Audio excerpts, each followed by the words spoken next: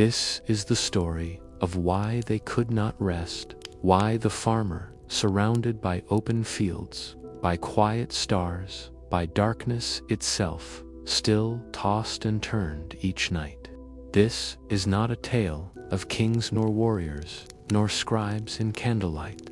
So now with each word, we will walk back in time into a world without electricity, without comfort, without clocks, into the dreams that never came, the yawns that never ended, the nights that stretched like a second harvest. And as you listen, as your own eyes grow heavy, know that even the ancient farmers who never slept well would want you to rest now, to lie down, to breathe slow, and let go of the fields in your mind. Wind moved across the plain. The sky was wide and open. The earth was dry and cracked. There were no roads. There were no fences. Just wild grass and silence. Then came the first man with a stick.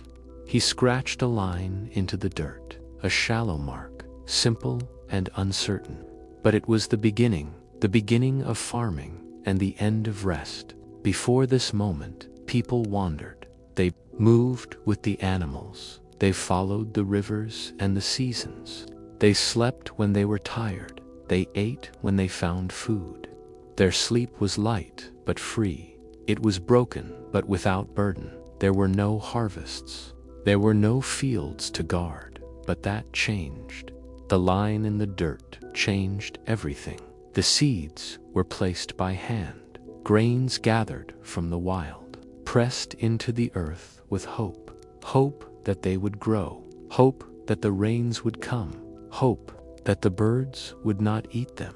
Hope that the sun would not scorch them. From that day forward, hope became a worry. The first field brought promise, but it also brought fear. Each morning, the farmer rose early, before the light, before the birds. He checked the soil. He checked the sky. He walked the lines he had drawn, looking for signs of life, looking for signs of loss. At night, he did not rest. He lay listening to the rustle of leaves, to the sounds of animals, to the silence that might mean trouble. There were no walls, no guards, just a man and his field, and the deep knowing that everything he had was buried in the ground, sleeping beneath the dirt, waiting to live or die. He did not sleep well. He could not. The field was a part of him now, and it demanded his eyes, his ears, his thoughts. Even in the darkness, even in his dreams, nights were cold. The fire was small. His bed was straw. The sounds of the wild crept close. Wolves howled. Insects buzzed. The wind shifted, and each sound stirred his mind awake. What if the seeds were taken? What if the rain came too hard? What if it did not come at all? What if he had done it wrong? There was no sleep deep enough to forget the field. It pulled at his chest. It tugged at his breath. Even as his eyes closed, even as his body begged for rest, this was the first field, born from human hands, but heavy with the weight of responsibility, a burden planted with every seed and watered with every worry. The harvest was far away, but the fear was near. It sat beside him in the night. It whispered through the cracks in the walls. It pressed against his chest and filled the space where peace used to be. He was no longer a wanderer. He was no longer free. He had chosen the field, and the field had claimed his sleep. So he lay still, not dreaming, not resting, only waiting for morning, for signs, for hope, for the cycle to continue. And so began the story of the ancient farmer, not with plenty, not with peace, but with a scratch in the soil, a restless night, and the long, slow birth of sleeplessness. The earth beneath the farmer was alive. It moved, it shifted, it breathed heat and dust. It held seeds in silence, but never truly slept.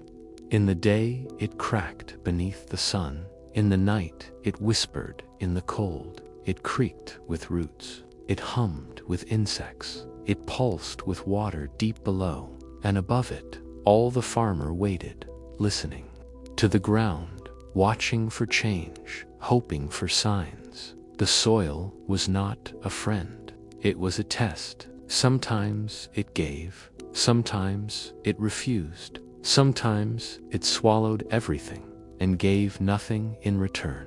The farmer had no tools but time, no help but patience, no power but the will to keep trying. The land was wide but never still, and never kind. Rats moved through the roots at night, snakes curled beneath the stones, locusts came like smoke on the wind, soft at first, then sharp, then gone, but always with a memory of hunger, a memory of failure. The farmer could not sleep because the earth did not sleep.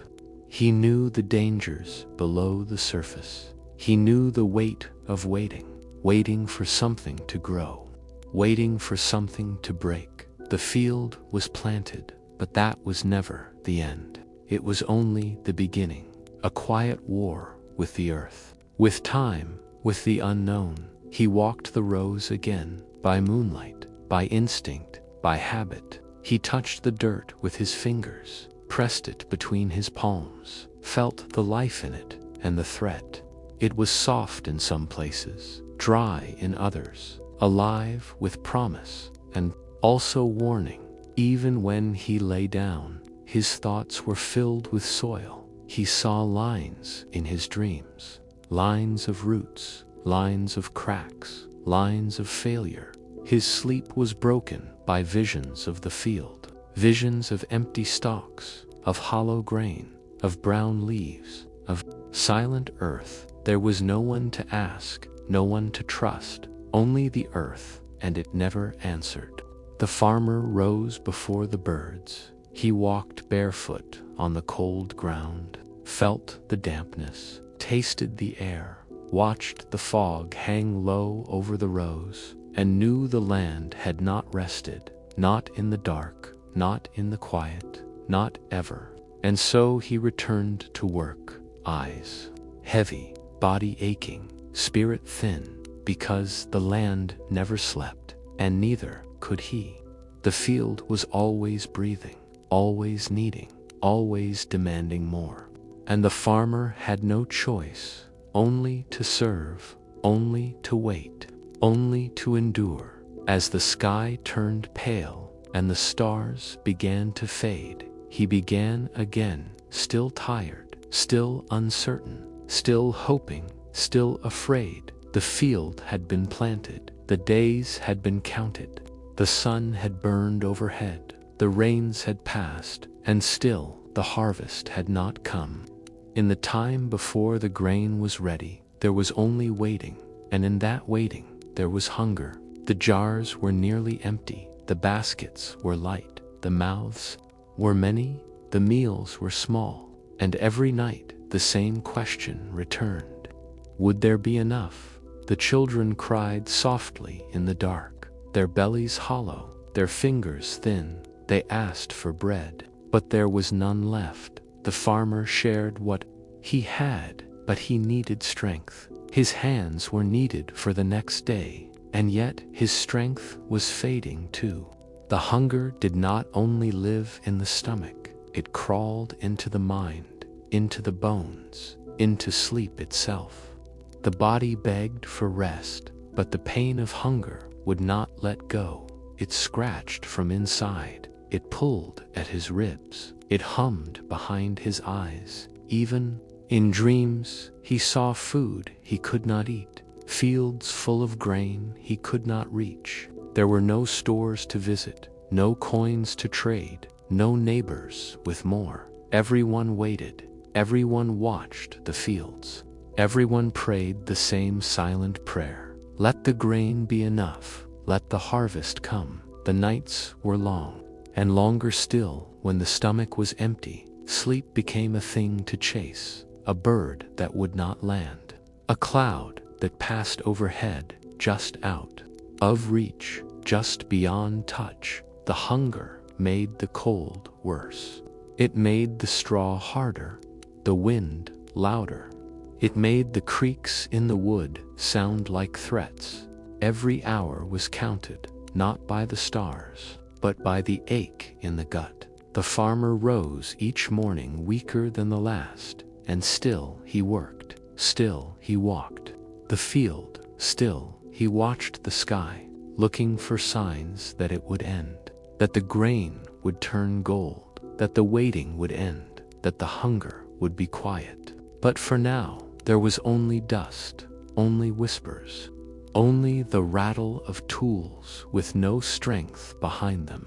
He saw his reflection in still water, a face grown thin, eyes grown sunken, lips cracked and silent, and yet he moved, because he had no choice, because there were mouths behind him, because the field still waited, because the harvest had not yet come.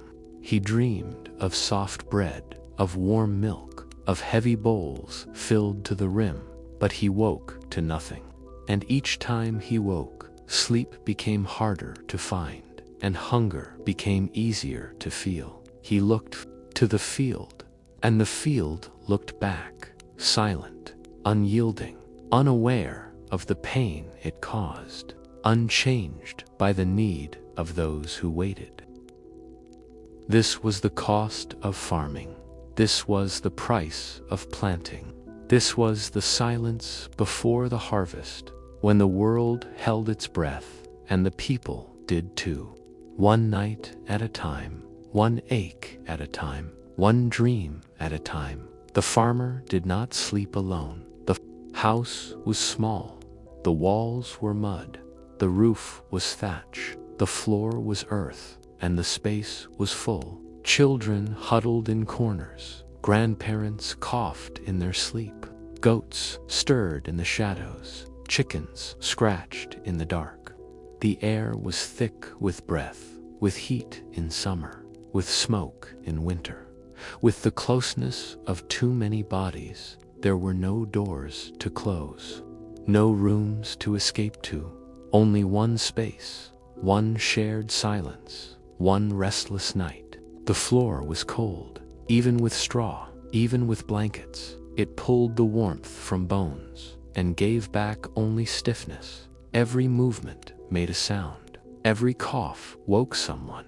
Every snore broke the fragile quiet. Sleep was passed in small pieces, a few moments at a time. Never enough, never deep. The children cried in their sleep. The goats shifted against the walls. The roof creaked as wind passed through, and still the farmer lay awake, listening, waiting, unable to let go. He feared the cold more than the dark, because it sank into the chest, into the joints. It made the morning slower, the fingers less steady, the steps more painful. The fire in the center gave little warmth. It smoked more than it burned. Its glow faded by midnight and by morning. Only ash remained. Still, they gathered around it, hoping for comfort, finding only the illusion of heat.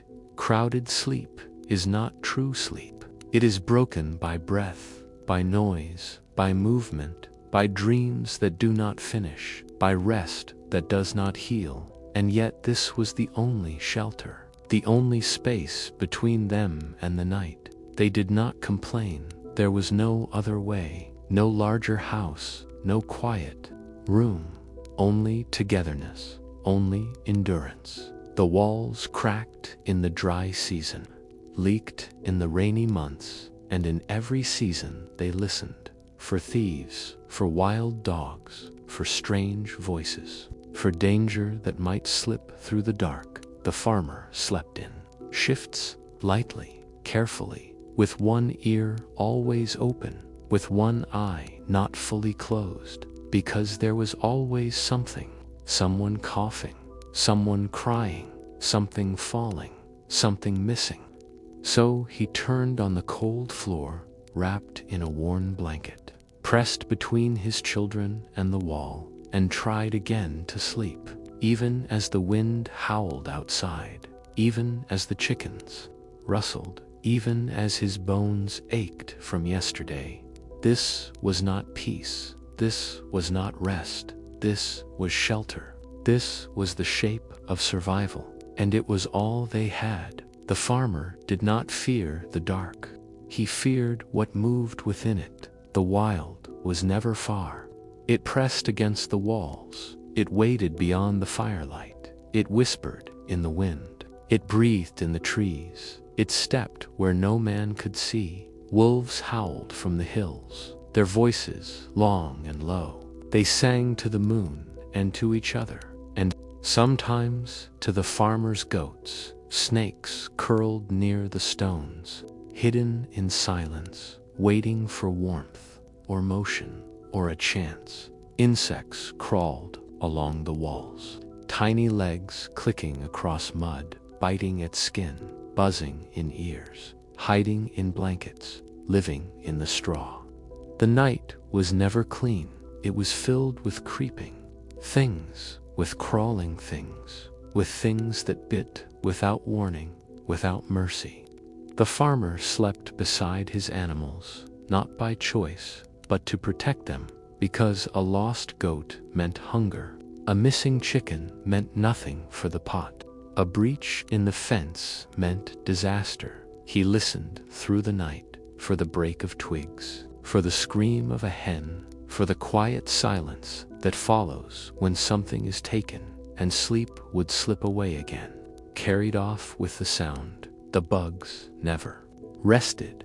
They waited in corners, in mats, in clothes, in hair, biting in places he could not reach, leaving welts that burned and itched, little reminders that even within the walls there was no true comfort. He would scratch in his sleep or half sleep and wake with raw skin. He would swat at air and find nothing there. He would dream of crawling things, of movement just beyond sight, of being watched by eyes too small to see. The beasts outside were bold, but they could be chased. The bugs within were quiet and could not be caught.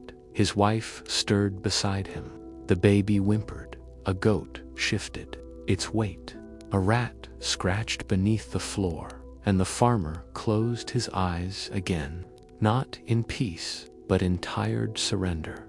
There was no silence in the night, only a different kind of noise, one made of teeth, of claws, of wings, and of fear. The beasts came in hunger. The bugs came without reason, but both took something away: sleep, comfort, and the dream of rest. The sun would rise again, and the creatures would hide, but the damage would remain on skin, in eyes, and deep in the body that longed to rest, but never truly did. Before the sun rose, the farmer was already awake, his eyes still heavy, his body not rested, but the work could not wait. There were animals to feed, there were tools to carry, there were paths to walk, fields to check, and no one else to do it. The day began before the light and ended long after it.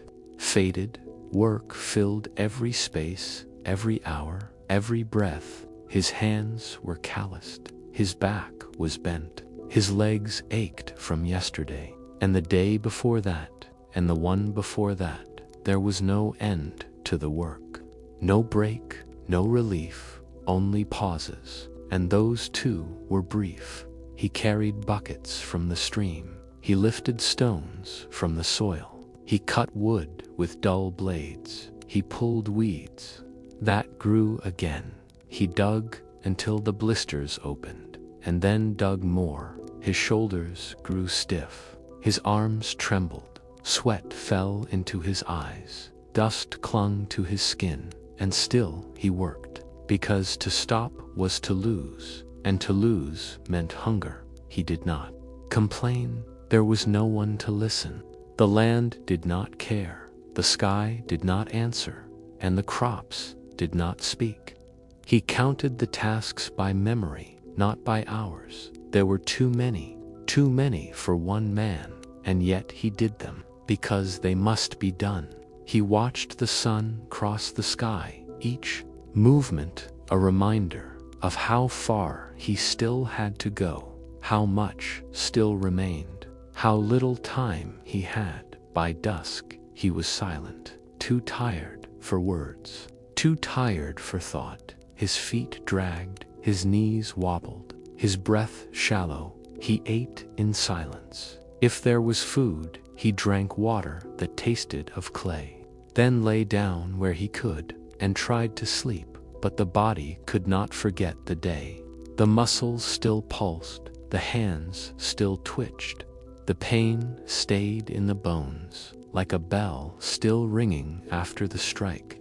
Even sleep became labor, a struggle to relax, a battle to find stillness. And when he drifted off, it was not peace, it was simply absence, temporary and thin. He dreamed of work, of walking again, of lifting again, of repeating every task again, because that was his life, even in sleep. The longest toil was not the day, but the life itself, a life where each sunrise brought more to carry, more to fix, more to fight, and no promise of rest. There were no clocks in the farmer's home, no bells to ring, no chimes to count the hours. Only the sky, only the light, only the moon. He watched its shape, its curve, its color. He learned its moods. He followed its rise and fall. When the moon was full, the work could stretch. The fields stayed lit. The paths were clear. The tools were visible. When the moon was gone, the dark came fast. The house grew. Still, the shadows pressed in, and all movement ceased. The moon was not just light. It was time. It was measure. It was rhythm. The farmer used its glow to guide his hands, to find lost animals, to carry water late, to finish work not done by day. He knew the pattern by heart. Waxing meant more light. Waning meant less. New moon meant less. New moon meant blindness. Full moon meant no sleep. The moon crept across the sky, a slow traveler, a silent keeper. And the farmer watched it move, marking moments by its place. Sometimes he lay outside, back against the cold earth, eyes on the sky, waiting for the moon to pass the roof, so he would know when to rise. He did not sleep deeply on full moon nights. The light slipped through the cracks. It painted the walls with silver. It woke the animals. It stirred the children. It touched his eyes and held them open. He rose too early. He worked too late, all because of that quiet orb above, shining without warmth, marking time without care. And yet he trusted it, more than memory, more than guessing, more than hope, because the moon never lied. When clouds hid it, he felt lost, unanchored, unsure of the hour, unsure of the night, unsure of himself. In that world, the moon was not magic. It was necessity. It was function. It was the only clock he had, so he followed it, day after day, night after night, even when he longed for rest, even when he begged for darkness, even when he prayed for stillness. He watched the moon move on and knew that sleep, like time, would never truly be his own. The farmer planted with hope, but hope was never enough. It took more than dreams to make the earth yield. It took toil. It took sweat. It took the gods. The crops grew slowly, if they grew at all. Each day was a prayer, each rain a blessing, each drought a curse. He knew the signs of good harvests, the leaves that turned bright, the roots that swelled in the dark, the way the wind whispered through the stalks. And he knew the signs of failure, when the plants withered too soon, when the soil cracked open, when the insects came in clouds. the curses were not always clear. Sometimes the gods were silent. Sometimes the gods were angry. Sometimes the curse was the land itself. It gave nothing. It demanded everything. When crops failed, the farmer prayed. He offered incense. He made sacrifices. He begged the earth to return what it had taken. But the earth did not listen. It did not care. The curses lingered like the drought, heavy. And still, there were no answers, only questions that dug deeper, deeper than the roots, deeper than the soul. When the crops failed, hunger spread like fire. It spread to the children. It spread to the wife. It spread to the bones, and the farmer's heart grew heavy. But he did not give up. He could not. He had no choice. He planted again and again and again. The curse never truly left. It lingered in the soil. It whispered in the wind. It sat on the land like a shadow. It grew with each seed. It choked the air. The farmer worked not for the crops, but for the chance that the curse would break, for the hope that next year would be different, for the prayer that the gods might hear, for the belief that he could still survive. And so, with each cycle, with each failure, with each crop that died, he began again and again and again, because that was the only choice. And though the land was unforgiving, the curse relentless, the farmer never stopped. He planted, he prayed, he hoped, and when the harvest came, it was not with joy, it was with relief, a small victory, a quiet answer to 1,000 prayers. The fire was both friend and foe. It warmed the home, it cooked the food, it kept the dark at bay. But the farmer feared it, feared what it could do if left unchecked. A spark in the night was enough to undo everything, enough to burn the crops, enough to burn the house, enough to burn the family. The fire was the silent danger, the one that never showed its teeth until it was too late. It crept through the dry grass. It curled around the corners of the thatched roof. It gnawed at the beams. It whispered in the wind. It was always near, but always unseen. The fire could destroy everything in moments. It could sweep through the fields in seconds. It could turn the farmer's work to ash and take with it the dreams he had built, the crops he had prayed for, the house he had built from the earth. At night, he watched the fire closely. He tended the embers with care. He kept the flames low. He kept them contained. He knew that one mistake would be the end. One misstep, one gust of wind, and it would all be gone. The children slept near the fire, their little bodies close to the warmth. But the farmer never truly relaxed. His eyes were always half open, his thoughts always alert, because the fire was a threat. It was an enemy in disguise. The flames had taken the fields of others. The flames had taken homes. The flames had taken families. And it could take him too, if he was not careful. In the distance, the smoke could be seen rising, a warning from a neighboring farm, a call for help, a cry that echoed in the farmer's chest. He felt the heat of those flames, as if they were his own. The fire made sleep impossible. How could he rest when it was so close? How could he close his eyes, knowing it was waiting? The embers burned even. When the fire was out, the fear stayed. It lingered like the smoke in his lungs. When the wind was strong, the fire was stronger. And when the winds died, the earth was still dry, still waiting to catch fire. He never slept soundly in the summer.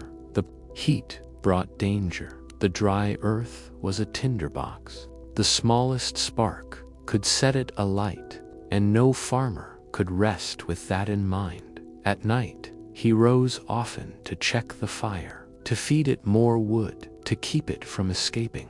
And he would look out into the distance to see if there were others, if the smoke was rising too high. So the fear of fire was always with him, a shadow that stretched from the flames, a fear that took sleep away, that took peace away, and filled the night with the crackle of uncertainty. The fire would never be his friend.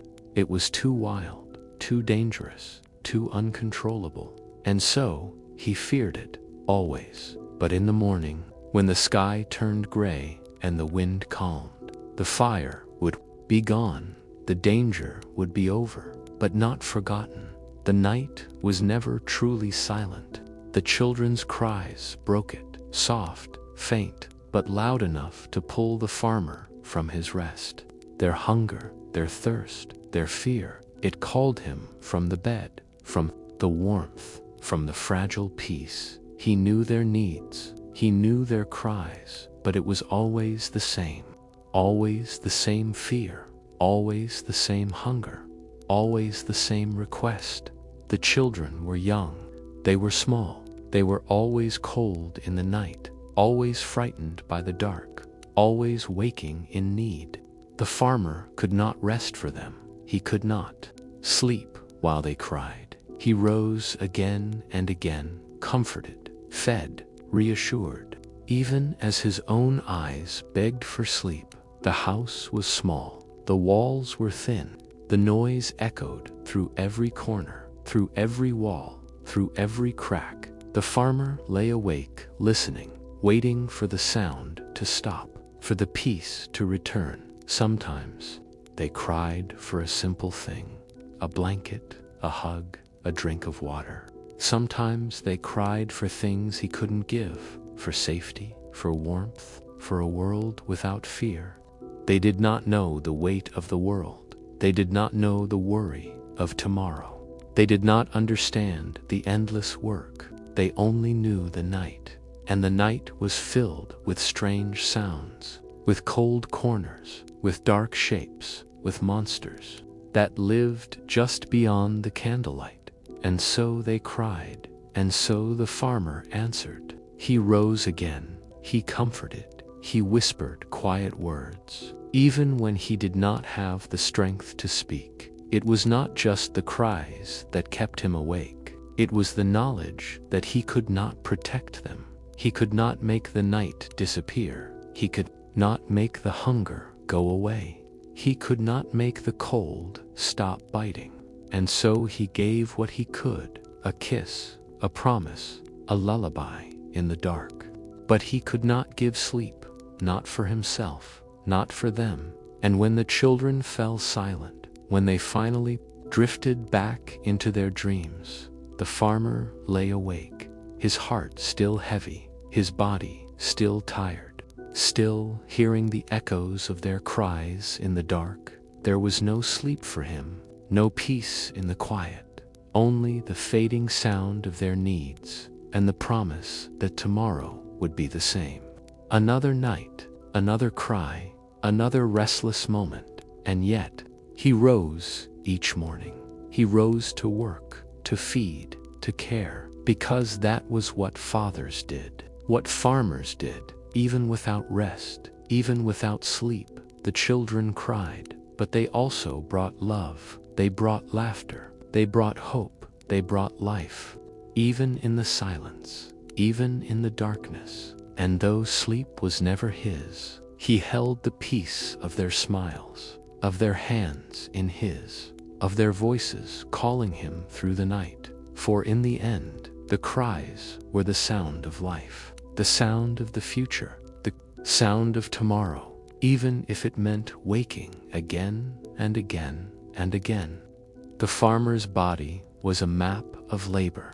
It was written in his back, it was etched in his hands, it was carved into his legs, and it spoke through his eyes. His back was bent from lifting, from pulling, from bending, from planting, from carrying, from digging, from every day that never stopped. His hands were rough, his fingers thick with calluses, his palms cracked and worn. They were the hands of a man who worked and worked and worked until there was nothing left to give. His legs were stiff from walking, from carrying heavy buckets, from running behind the plow, from walking miles between fields, from climbing hills to check the weather, from walking home in the dark. And his eyes were tired, tired from the sun, tired from the smoke, tired from the dust, tired from the worry, and tired from sleepless nights. Sleep had become a stranger to him. He did not know what it felt like to rest. The weight of the day sat on his chest, the burden of every hour heavy on his soul. And when he closed his eyes, it was not sleep that came. It was more work, more worry, more thoughts of what still needed to be done.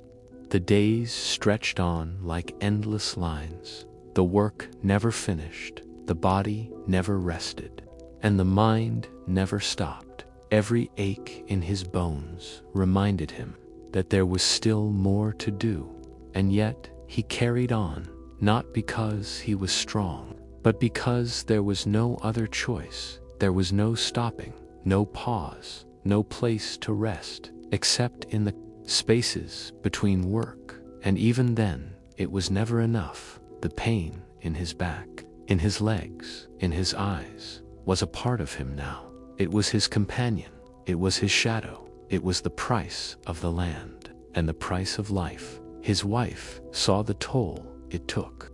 On him, she saw the weariness in his face, the strain in his walk, the exhaustion in his voice, but she could not help. She could not carry the weight for him. She could not lift the burden. The children saw it too, but they did not understand. They played in the fields, unaware of the weight their father carried. They woke in the morning full of energy. While their father woke full of aches, the land took everything from him. The work took everything from him. And yet there was always more, more to grow, more to carry, more to fix, more to feed. The farmer did not know rest. He did not know what it felt like to wake without pain, without fatigue, without worry. But he kept moving, kept working, because that was what was needed. And in his tired eyes, there was a glimmer of something, a hope, a small thread of hope that one day, the work would be less, the burden lighter, and he would know rest. But that day was far away. And so he carried on, one broken step at a time, one tired breath at a time, one long day at a time. When the harvest came, it was not the end, it was only the beginning. The work of gathering, the work of storing, the work of protecting. The crops were heavy with promise, but also with danger. The farmer had worked for this, had prayed for this, had waited for this, and yet the weight was overwhelming. The grain piled high, the sacks were filled, the barn was full, but the work did not stop. It was never done. The harvest was only one part of the labor. He bent over the sacks, lifting them to carry, moving them to safe places. He stored them for the winter. He kept them from pests, from fire, from thieves. The weight of the harvest was not only physical, it was in the mind, it was in the heart, it was in the knowledge that without this, there would be nothing, no food, no survival. Each sack carried the farmer's hopes. Each grain carried the work of seasons. Each day he spent carrying the harvest. He felt the weight of his entire life in his hands, and it was not light. He walked to the barn with slow steps, his back stiff, his arms heavy, his thoughts tired. But he could not stop. The work was not over. It never was. The weight of the harvest was not in the fields. It was in the heart, in the knowledge that this was all they had. This was the future. This was the hope, and it could slip away so quickly. He thought of the empty days, the empty months, the long seasons with little, the long winters where food was scarce, where the nights were colder, where the hunger felt like a stone in the chest. So he worked, he carried, he stored, and still the harvest seemed too light, too small to carry him through. He wondered if it would last, if it would be enough. The weight of the harvest did not let him rest. Even when the work was done, his mind was full of the weight. The thoughts of what was left, the thoughts of what might go wrong, the thoughts of the future. In the silence of the barn, the farmer sat for a moment, resting his tired body, but the weight stayed with him, like a shadow, like a burden he could never set down. And yet, he did not complain. He did not stop. He could. Not because this was the life he had chosen. This was the life that had chosen him. The harvest was his work, his hope, his life. And no matter how heavy, no matter how tiring, it was still his to carry. As the harvest was gathered, the cold winds began to stir. The air grew chill. The nights stretched longer. The warmth from the fire seemed smaller. The heat of the day faded sooner. The winds came from the mountains. They whispered through the trees. They swept through the fields. And they brought with them the promise of winter, a promise of hunger, a promise of stillness. The farmer felt the cold in his bones. Even before the first frost, he could feel it in the air. He could feel it in his chest. The cold winds would bring hardship. He knew it. He had seen it every year. The cold meant less food. It meant frozen ground. It meant animals who could not be kept. Warm, it meant firewood that ran out too quickly. It meant nights that never seemed to end, and days that were never warm enough.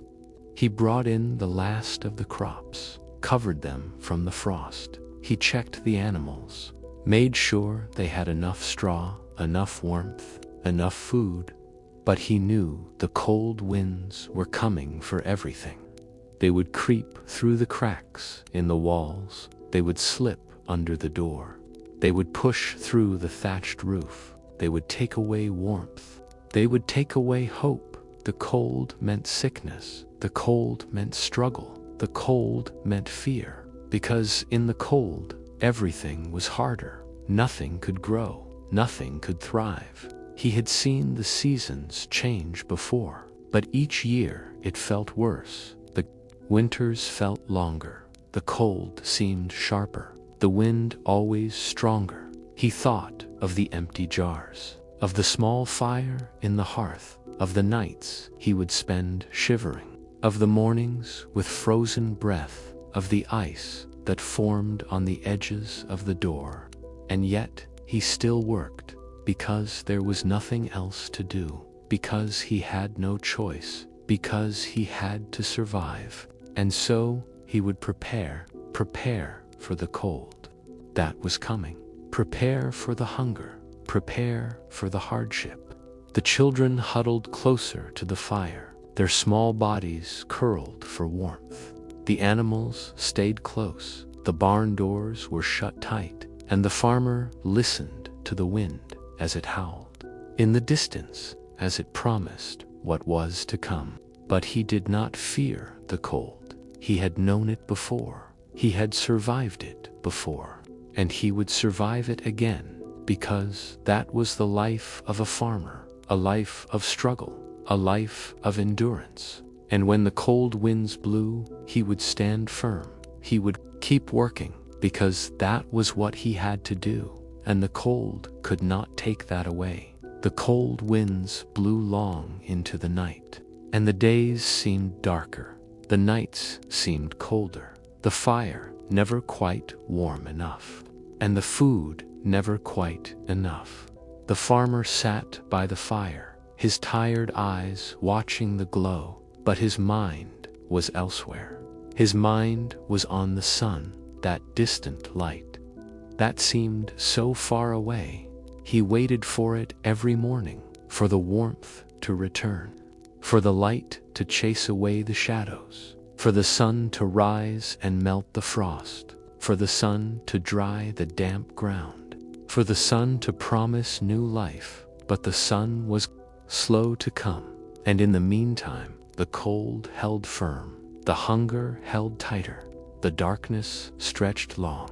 The farmer knew the sun would come. It always did, but it felt so far away, so distant in the long winter. Each day seemed endless. Each morning seemed like the last. He watched the sky each morning, waiting for the first rays to break the dark, waiting for the warmth to spread, for the fields to thaw, for the earth to soften, for the hope of a new season. But in the cold, there was no hurry. The sun moved slowly. It was never quick enough. It always took its time.